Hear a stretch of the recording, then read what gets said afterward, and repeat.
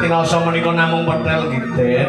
Tapi itu nek menika petel wasiat. Kula kelangan petel kados sempal baru ki wonten kula lho. Lah sinare kula menika wonten ing Madari kono nyadong wasit ing dewa. Sang Banaratu paring kawuh, Bro. Selama ning raja Gurwati Pedha apa petuk dadi mantune ratu sing dadi tiri sing Wisnu dados kula jeng panggihane petel kula nggih panjenengan sing maturaken mboten nggih pasrah bongkon kali panjenengan kok.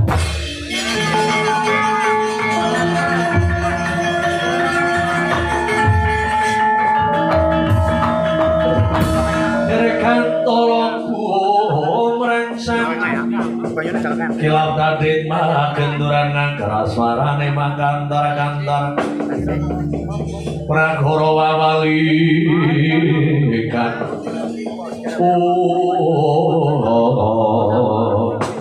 Mereka coba ya mau Masa teknik sing ngarep nganti kaya pinalik penggali Nanti parentah karo Petrus supaya sanana nggoro ati. Ora padha kowe nuding apa dianggep Kresna ki melo-milih gendong ati. Karo kang dadi pisananmu to. Mboten kaya niku.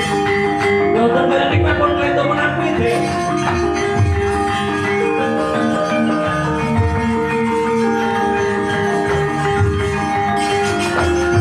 Kula niki boten marani Ndara Kresna niku ingkang dusta. Petel kula niku mboten. Awit ngendikane Sang Banaratu niku ora ana barang ilang. Ganti sing nyekel pindah gon niku enten. Ning angger ilang niku mboten enten. Pramila kula mboten nudingan panjenengan ing panjenengan Malendra Titi Sing Wisnu kudu ngerti sedurung winara teng pundi petel kula. Aku ora ngerti to. Nek ora ngerti pedah napa siji panjenengan mertua Pindha Ratu Titi Sing Wisnu sing jenenge mertua bulan iki mantu padha karo anak jempolan sikil wong tua mripat kudune kesandungan jempolan sikil mripate sing nangis karena mantu kelangan petel kok mertua kata ibu mantu apa sih kayaknya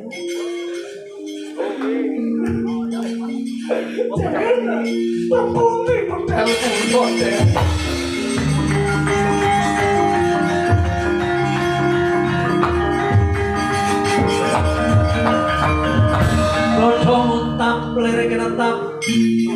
Tumecut padone ing lati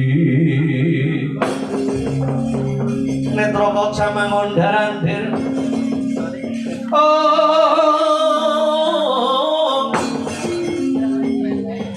Sojo bang mawengis pasuran abang beranang bindo kembang morawari bang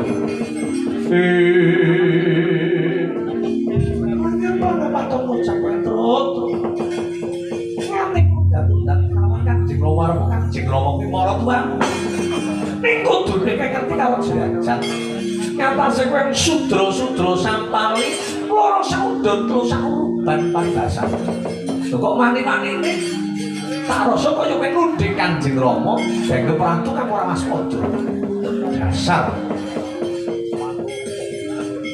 kowe mung Ponokawan arep kowe Ponokawan iki kok anak gandar kok utek nek utek gandar kok pancen brangsongan kaya ngono to kok aneh sesono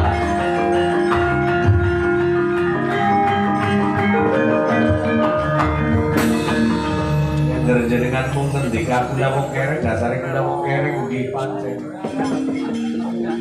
ning arep kula wong kereng kula urung tau ngemis wonten Parang Garuda lho kula duwe harga diri lho Den ning panjenengan niku putrane Nalendra malah sing ora iso njogo marang jenenge Sudarman kali kula sing wong kereng iki jadi utek-utek nang Gandara pola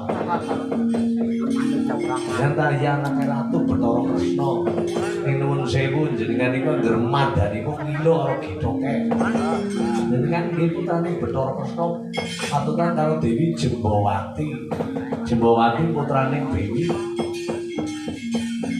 Trijata sing karo Jembawan kok kakimu kethek jenengan belain anak bojo ngarane wong kepenak ning gitoke dereng jenengan mbek putune kethek karane anak Gandharwa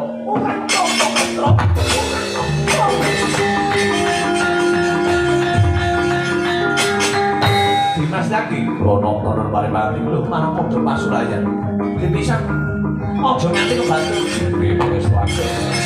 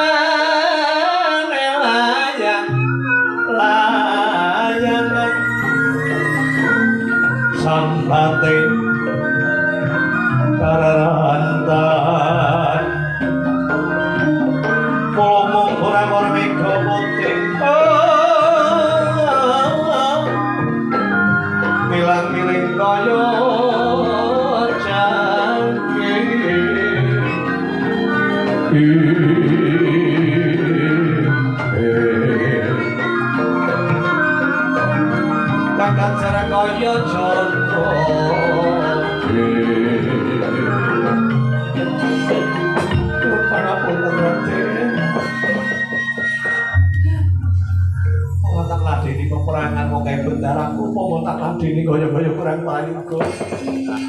Mau surang rata jaya marta lan pitetre jen wong ekor bener ngantro. Yang kaya wong jolo sembrono banget. Ngantasun madani Pandhawa panggung kowe pirang-pirangake karo Raden Samba. Ya apa jenengan sing jalare jenengan mamping utek-utekaken Gandar Moko. Iki kula niki. Ramane Gandar Moko iki. Ramane lah. Ramane.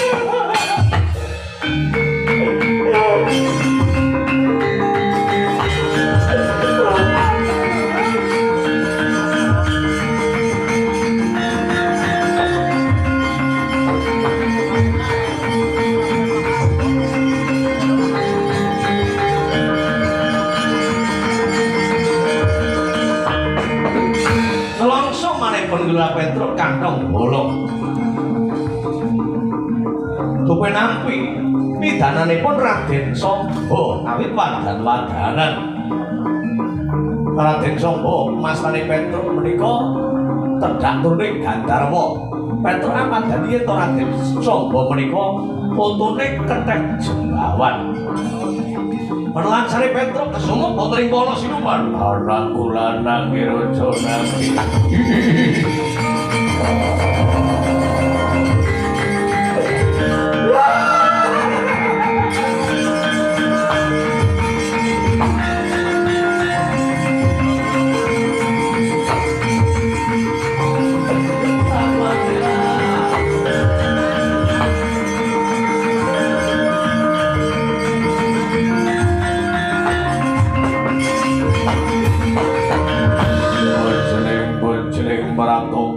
Di selana lakune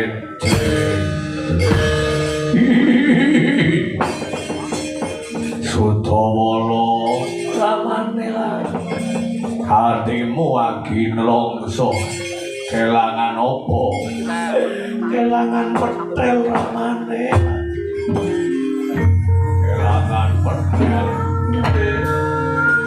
lanjur kok nganti lumarep ing Prajandarawati jalarane opo iki ngaten ramane ngendikane Sang Bantarata pinanggi kali petel kula putripun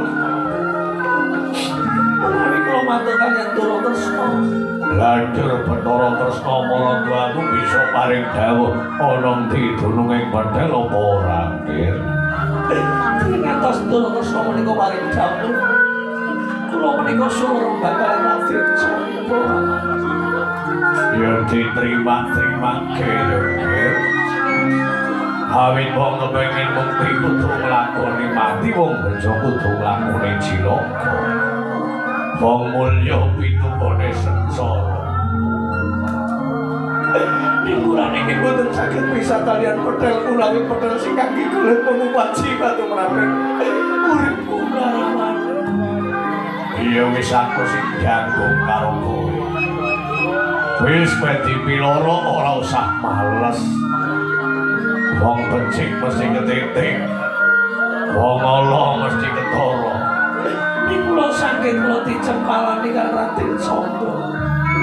Aku mlebu nang rangkamu ora tedas gampang opo kowe.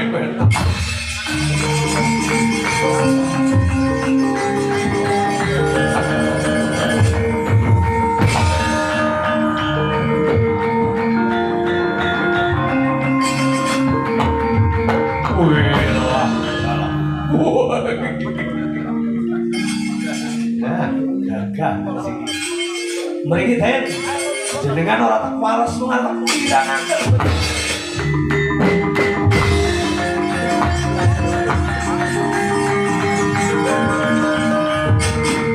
Ana sorong lontong jaya lontong apik tenan jen mangkul kan.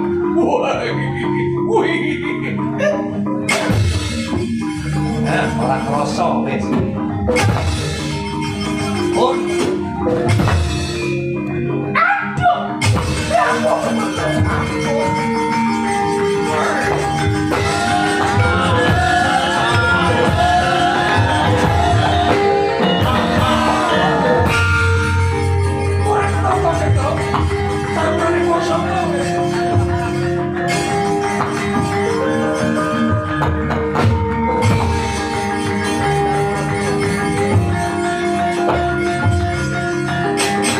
Kasarita Raden Samba mboten priksa yen to Petro kakang bolong sampun kabeh dengan Gandharwara Dwingala siluman sudarmanipun Kula Petro tantet das tapak palu sisaning Breta geger bojo berani ayo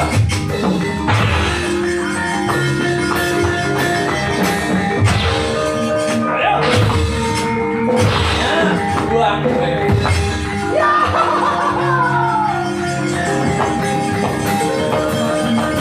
ani gue ya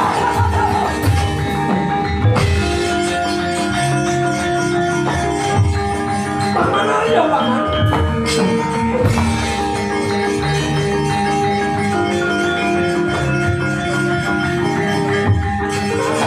Tamono pilang komandang bagian penampar Wijara Bisma Magayana galar Paman ayo nuwun paripandika mir panjenengan priksa apa mboten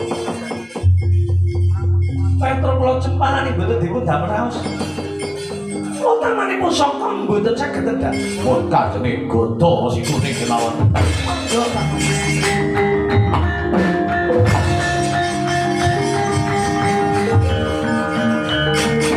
Petro ora sak gawe geger negara berarti to sing jenenge Kalendra ya kok gonan dipilane Wagingsir kene kene warga wiwirange Gusti nonton berarti awas gawe geger wesi kuning taman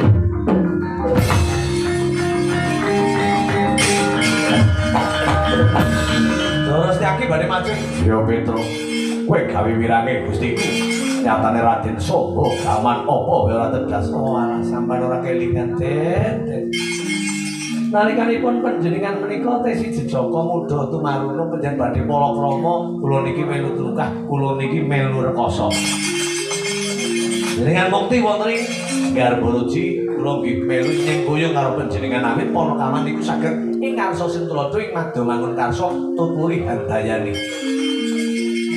digane lelabuhan kula umpami kula entung tumpuk tunduk ning panjenengan niku gedhe kebul sengit kan kula mung perkawis kula mung takal kepetel karo mertuan kula sing mertuan kula teng jam yen tegel-tegel karo kula mangga ora sido to warung kula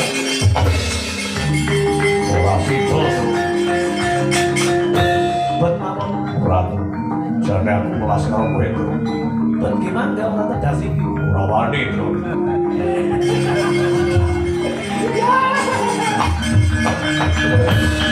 apa dikaya nampak golok kalahe nang rokok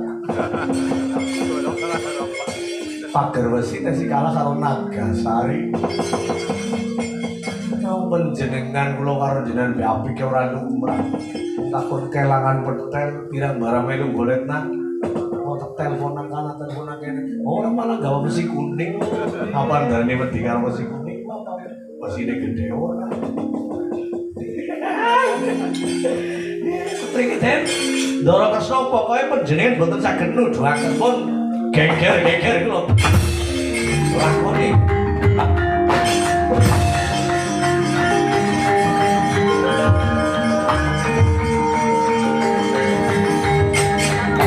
Setyaki mboten wadon karo Petro lho.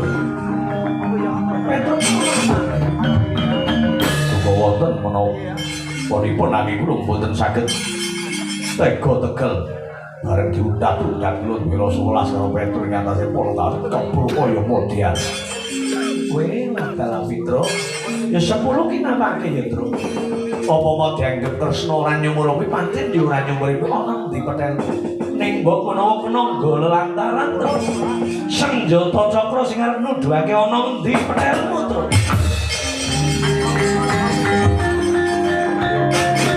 Kacarita dipun mastani nonton berarti badhe tega tegel nanging sejatosipun sumedya paring tedak wonten pundi durunging petel nglepasaken senjata cakra tantet das tapa palu sisaning Grenda cakra dipun beto mlajar ing kilapen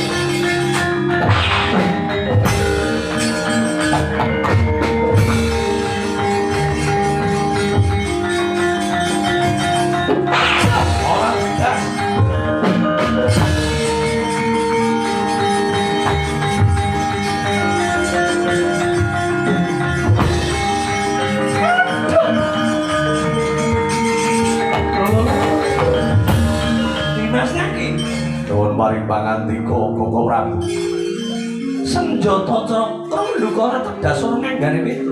Bila wesi kuning mawon dereng kinanten tedas yo. Tak tinggal kene Praja Durati. Aku tak atur palapuran karo para Pandhawa. Tak ilangi petele Petro aku yo ndera ora sumelang. Aja-aja ngamarta bakal kelulugan parang saka negara Mata. Nggih sampun kira-kira tinggal tempat.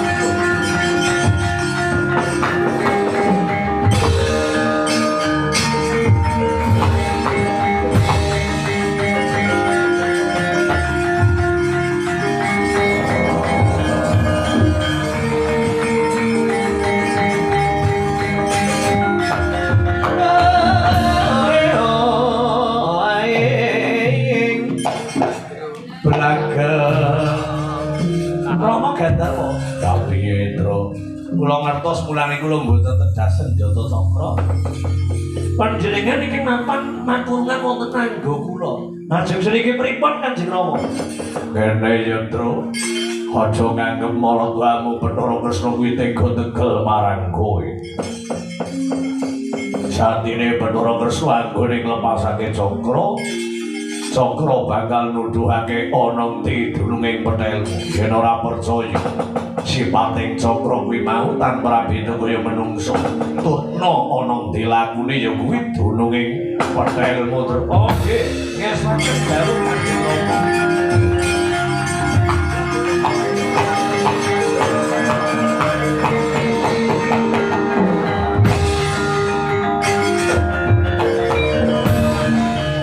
ana wayo nipo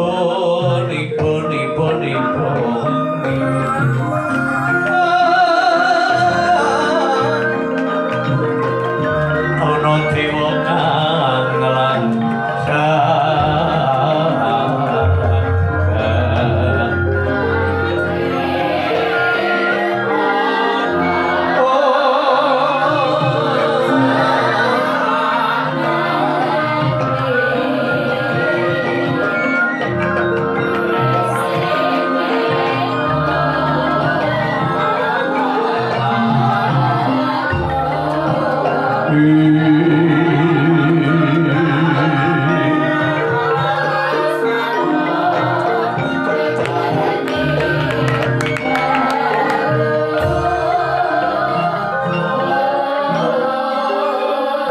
senjata cakra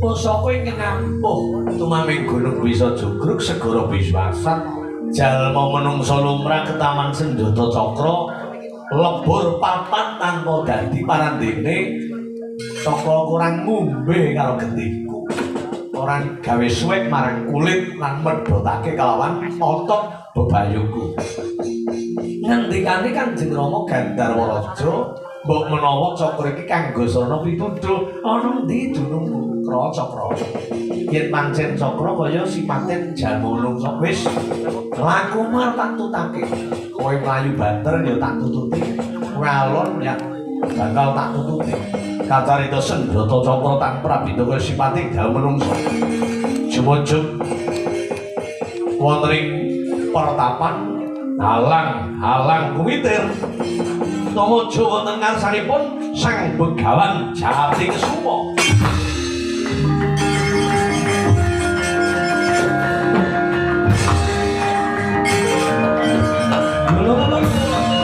Senjata cakra mangke bener kaya sipating jalma menungsa.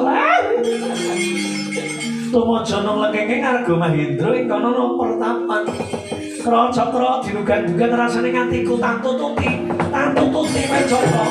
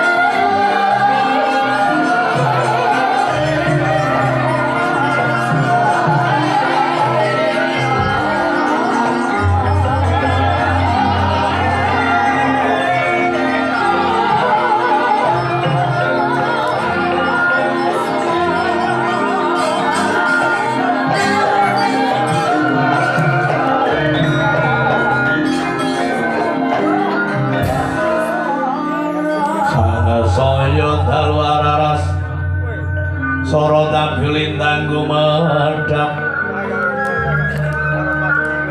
titi sunyo tengah ngilumrang gandaning puspita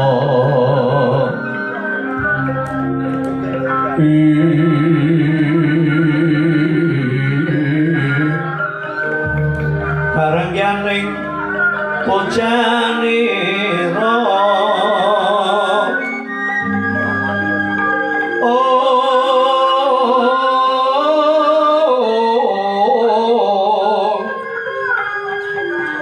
Sang Dwijawara ambrengan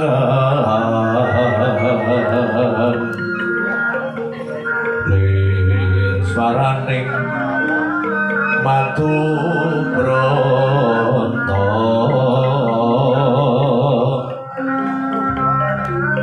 manong samsara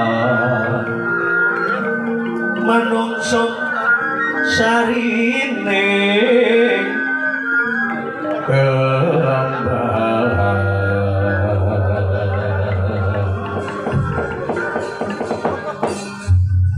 bocah panjang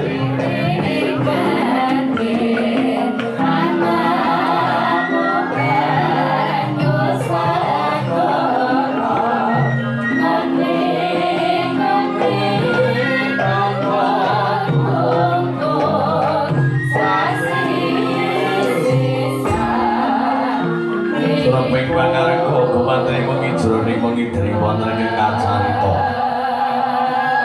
Kacarita namung gambaring arga Tursina. Karebaraning hubungan Tursina dicatur isine ana marma ginambar. Segitiga minangka mlambang uriping manungsa manjing tribawana. Triwilangan telu bawana alam kang telung pirangan. Iku alam kalbu alam rami miwah alam ing kelanggengan. Alam kalbu alam ing kunang jebing bayi pirandut jrogo garbaning biyu sempurnane 9 wulan 10 dina. Alam rami uriping manungsa ing Ngercapada nyandikane Purnasis bebasan kaya wong kang mampir ngombe. Ing yen alaming kelanggengan supokan raga sampun winisah manirana dadi ana sawisana mulih mringasale ora ana. Aja inggur lan gambar kembang Pancawarna. Kembang gandane wangi manca 5 warna rupa. Menungsa kang gayu luhur asmane ngerta marang sembah. Kang limang perkara bangsa kita kagungan paugeran Pancasila. Dawing agama suci salat sedina sewengi 5 wektu kang minangka kewajiban sarta cagak ing agama. Bono gambar kayu kastu buri pangepapat godhonge songa dijejeg. Pangepapat wetan kidul lonan lor wadhake menungsa. Kedunungan nafsir patang perkara bumi geni banyu angin sayu abangi rembuti kuning cara sedulur papate menungsa supiyah hamarah haluamah lan mutmainah. Godhonge songo uriping menungsa kapurba wiwara sang perkara parandene kayun ngadingi jejeg. Bolengi wong kunarep lindhu sedina kaping 7 jaba dolali gandulan maton. Iku waton uriping nganggo dasar bener. Bejo bejane wong kang lali isih bejo wong kang eling lan waspada yenna dewana yen lena kena. Kemaman gambare aja ngrasa panasten marang ketrimane wong liya gayu ketrima lambarane sapa temen tundune menangi temah nglakonana tapa japa srana resik kalawan gentur. Gambar manuk Prabu kang marati Rengganing-rengganan samat sinamadan doyo dinayan tepo sira dipunagem yen dijiwit rasa lara aja seneng nyiwit marang liyan. Gambar lutung jaman kula padha sugih petang-petung dinane 7 rangkep 5 saserolas taun 8 pindune 4 dina 7 napa hitungane Senin 4 Selasa 3 Rebo 7 Kamis 8 Jumat 6 Selasa 9 Minggu 5 rangkeping dina manis paing pun wage kliwon manis 5 paing 9 pon 7 wage 4 kliwon 8 saserolas sura sapar mulut badan mulut Jumat dilawal Jumat dilakhirat jam saban poso sawal dulu kaedah besar Ton 8 ton alif ton B ton Jibawal ton J ton Dal ton B ton Wawu lan ton Jiwagir Windune papat Windu Ati Windu Kuntara Windu Sengara lan Windu Sanjaya Ana gambar macan mapan ana ngiring kiwa gegambarane wong pinter kangge wake marang pinterane nalisir mring paugrene bener nalisir mring paugrene negara ya nalisir mring paugrene agama Kombo ginambar ana ngiring dengan gambare wong bodho temindai becik raming gawe seping pamrih nrimo ing pandung tur tanpa ndarbene wate kadigang ngadigung ngadigung Adigang lakune kita ngendelake playune banter Adigung lakune gajah ngendelake marang rasane Adigung lakune kula ngendelake sembure mati Eling uripe menungso kegonan lipi lali owah kalawan gingsir nyokro manggilingan Petro sun langit menungso lali saktura pasang gaman menungso duwe pengapesan kasamuran muhung kagungane Gusti Kang Maha Agung yaiku Gusti Kang Werang Sirembah sagunging jalwa kang tumitah ing Marjawada ana gambar gedhong suwung wong mati mlebu nang kubur bondo donya ora bakal digawa jredet pangkat ora kanggo syarat syarate apa mari putih amal saleh sarta budi pangkat luhur kang minggunane tumrap bebaran agung ki wonten ing gunan gambar Betulana Cingkara bala mata yen cara malaikat mungkar kal nakir nunggu kubur takone sapa pangeran apa agama sapa nabi apa kitab sapa sedulur tanggone malaikat horizon jam sambet godo suara-suara yen takone malaikat iso jam selamat urip nang kubur winali ing puneng kayu ana gambar abang pasmone gambar abang kang dosa ngendhal marang bali nafsu bonone jemeng marang drekasen saran gajah mati ninggal gading macan mati ninggal lululan menungso mati kudu ninggal jeneng sing apik jeneng elek bali sasan roket manding goro